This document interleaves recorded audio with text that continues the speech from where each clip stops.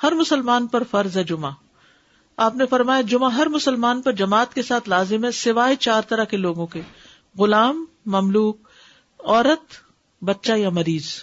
عورتوں کے مخصوص حالات کی وجہ سے ان پر فرض نہیں کیا، لیکن اگر اپنے چوائس سے وہ پڑھیں تو اچھی بات ہے. مسافر پر جمعہ فرض نہیں، عورتوں پر فرض نہیں. ابو عمر شیبانی سے مروی ہے، انہوں نے عبداللہ کو دیکھا کہ وہ جمعہ کے دن عورتوں کو مسجد سے نکال رہے تھے، کہہ رہے تھے کہ اپنے گھروں کی طرف نکلو، وہ تمہارے لیے بہتر ہے. یعنی کوئی یہ نہ سمجھے کہ عورت کے لیے جمعہ پڑھنا یا جمعے سے محروم ہونا کوئی بہت بڑی محرومی ہے، وہ گھر میں بھی نماز پڑھیں گی تو ان کو وہ اجر مل جائے گا. اصل میں عورتوں کو تیار کرنا ہوتا ہے مردوں کو کہ وہ ٹائم پر جمعے کے لیے نکلیں. کہ عورتوں کو گھر اس لیے رہنے کی ضرورت ہے کہ وہ مردوں کو تیار کر سکیں کہ وہ جمعے پہ جائیں وقت پر. لیکن منع نہیں ہے، حرم میں آپ دیکھیں کتنی عورتیں ہوتی ہیں، مسجد نبوی میں کتنی عورتیں ہوتی ہیں، اور واقعی دل پسیجتا ہے جب آپ اچھا خطبہ سنتے ہیں. اور اجتماعیت سے ایک دل کی حالت اور ہوتی ہے.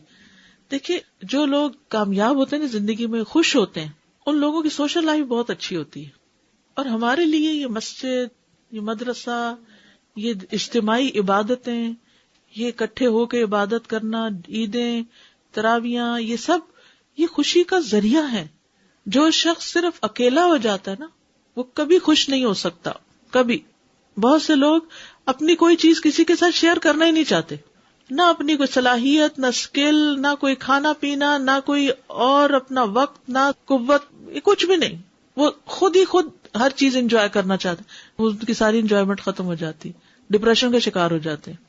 ڈپریشن کا بہترین علاج ہے کیوں کہ آگے مریض کی عادت کرو، کیوں کہ آگے جنازے پہ جاؤ اور بعد میں گھر والوں کا خیال رکھو تاکہ وہ سنبھلے رہیں، تنہائی کا شکار نہ ہو، سبق بھی حاصل کرے. تو یہ جو مسلمانوں کی اجتماعیت ہے یہ دل کو خوشی دیتی، ایک سکون دیتی. یعنی اکٹھے ہونا جو ہے کسی بھی اچھے کام کے لیے وہ بڑے بڑے بوجھ ہلکے کر دیتا ہے. وہ کہتے ہیں نا ہر کامیاب مرد کے پیچھے ایک عورت ہوتی. کیا مطلب ہے اس کا یعنی ضروری نہیں کہ عورت ہی ہو، یہ ایک محاورہ بن گیا ہے، لیکن اس کا مطلب یہ ہے کہ کوئی بھی جو کامیاب انسان ہوتا ہے نا اس کا کوئی نہ کوئی مددگار ہوتا ہے. نبی صلی اللہ علیہ وسلم کو اللہ کی طرف سے تائید، وحی سب کچھ تھی، لیکن آپ کے ساتھی بہت بہترین تھے.